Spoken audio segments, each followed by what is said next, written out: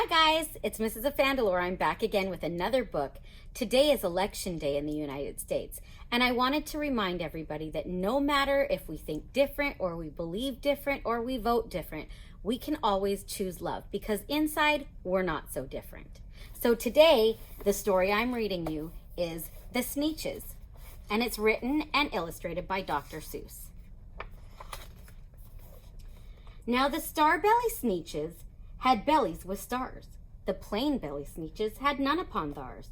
Those stars weren't so big, they were really so small. You might think such a thing wouldn't matter at all. But because they had stars, all the star-belly SNEETCHES would brag, "We're the best kind of SNEETCH on the beaches." And with their snoots in the air, they would sniff and they'd snort, "We'll have nothing to do with that plain-bellied sort." And whenever they'd come, when they were out walking, they'd hike right on past them without even talking. When the star-belly children went out to play ball, could a plain-belly SNEETCH get in the game? Not at all. You could only play if your bellies had stars, and the plain-belly children had none upon theirs. When the star-belly SNEETCHES had frankfurter roasts or picnics or parties or marshmallow toasts, they never invited the plain-belly SNEETCHES. They left them out cold in the dark of the beaches. They kept them away, never let them come near, and that's how they treated them year after year. Then one day, it seems while the plain-belly SNEETCHES were moping and doping alone on the beaches, just sitting there wishing their bellies had stars, a stranger zipped up in the strangest of cars. "My friends," he announced in a voice clear and keen, "my name is Sylvester McMonkey McBean, and I've heard of your troubles. I've heard you're unhappy, but I can fix that. I'm the fix-it-up chappie. I've come here to help you. I have what you need, and my prices are low, and I work at great speed, and my work is 100% guaranteed." Then quickly Sylvester McMonkey McBean put together a very peculiar machine. And he said, "You want stars like a star-belly SNEETCH? My friends, you can have them for $3 each. Just pay me your money and hop right aboard." So they clambered inside. Then the big machine roared, and it clonked and it bonked and it jerked and it burked and it bopped them about. But the thing really worked.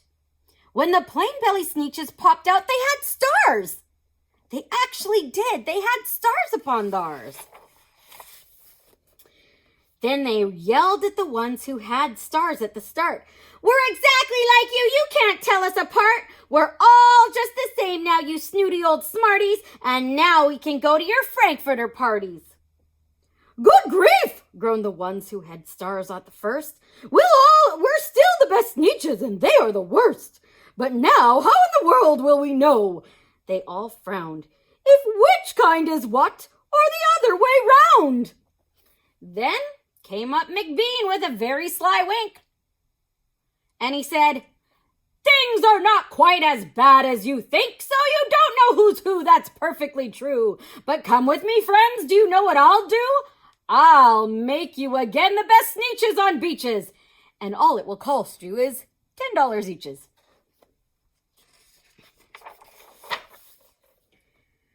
"Belly stars are no longer in style," said McBean. "What you need is a trip through my star-off machine. This wondrous contraption will take off your stars, so you won't look like SNEETCHES who have them on theirs." And that handy machine, working very precisely, removed all the stars from their tummies quite nicely. Then, with snoots in the airs, they paraded about, and they opened their beaks and they let out a shout. "We know who is who! Now there isn't a doubt! The best kind of SNEETCHES are SNEETCHES without!" Then, of course, those with stars all got frightfully mad. To be wearing a star now was frightfully bad. Then, of course, old Sylvester McMonkey McBean invited them into his star-off machine. Then, of course, from then on, as you probably guess, things really got into a horrible mess. All the rest of that day on those wild screaming beaches, the fix-it-up chappie kept fixing up SNEETCHES. Off again, on again, in again, out again. Through the machines they raced round and about again, changing their stars every minute or two. They kept paying money, they kept running through, until neither the plane nor the Starbellies knew whether this one was that one, or that one was this one, or which one was what one, or what one was who.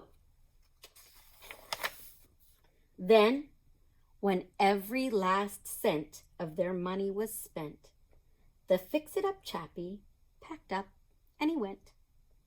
And he laughed as he drove in his car up the beach. They will never learn! No, you can't teach a Sneetch!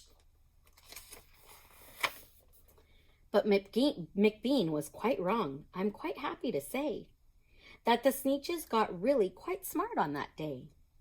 The day they decided that Sneetches are Sneetches, and no kind of Sneetch is the best on the beaches. That day all the Sneetches forgot about stars, and whether they had one or not upon theirs. I hope you enjoyed the book, and I hope you remember to always choose love. Bye!